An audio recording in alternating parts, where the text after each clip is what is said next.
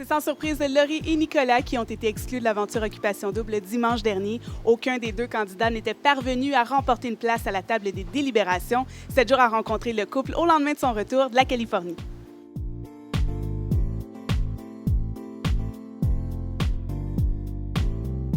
Bonjour Laurie et Nicolas. Oui, il s'est écoulé 3 semaines depuis votre élimination qu'on a vue dimanche.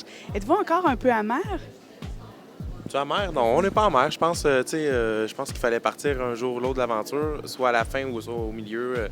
Fait que je pense qu'on n'est pas amer. Je pense qu'on a fait ce qu'on avait à faire là-bas, puis on est bien content de revenir au Québec là, devant nos proches. On était prêts aussi.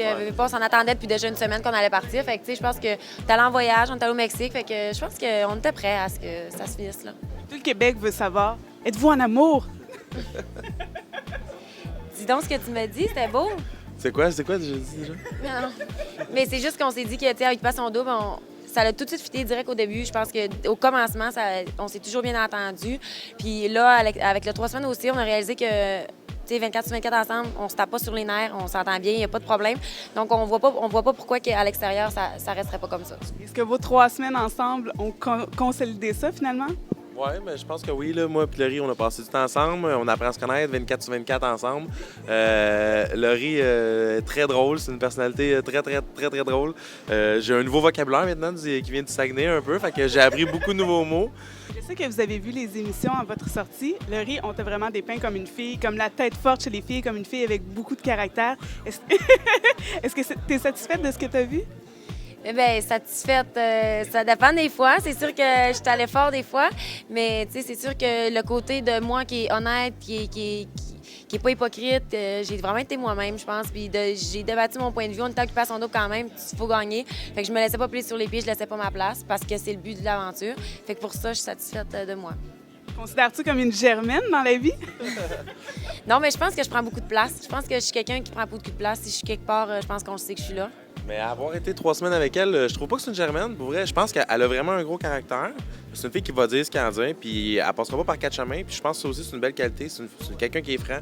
Puis une germaine, moi, dans la vie, c'est une fille qui veut tout décider. Mais au contraire, là, tu sais, on va prendre un exemple bien banal. Là, une télévision dans un couple, tu sais, qui t'écoute la TV. Là, choisis ce que tu veux, tu peux mettre ce que tu veux, ça me dérange pas, peu importe c'est quoi. Fait que, tu sais, c'est pas une fille qui charle là-dessus. Une germaine, tant qu'à moi, là, tous ces petits détails-là, tu vas tout de suite. Puis c'est pas une fille comme ça, fait que c'est cool. Et Laurie, quand t'es partie, t'as dit à Erika de tout faire pour mettre dehors Alexandre. Donc, vous croyez pas du tout à sa sincérité? Non, moi je pense, je crois pas qu'Alexandre, après, lui et Sarah vont faire un couple. C'est quand même, oui, c'est un jeu, mais il faut que tu aies trouvé l'amour. Puis chaque situation, il se mettait à l'avantage pour justement être dans la meilleure position. Puis il a bien joué. On n'est pas fâché contre Alexandre, mais il a joué, il a fait une game en Occupation Double, c'était ça. Puis Alexandre, ça reste un bon Jack dans la vie. C'est un gars qui est super attachant, c'est un gars qui est super gentil. À Occupation Double, il a été différent, c'est tout. Et maintenant que l'aventure est terminée, que vous êtes de retour au Québec, est-ce que vous avez certaines craintes, certaines appréhensions pour la suite de votre histoire?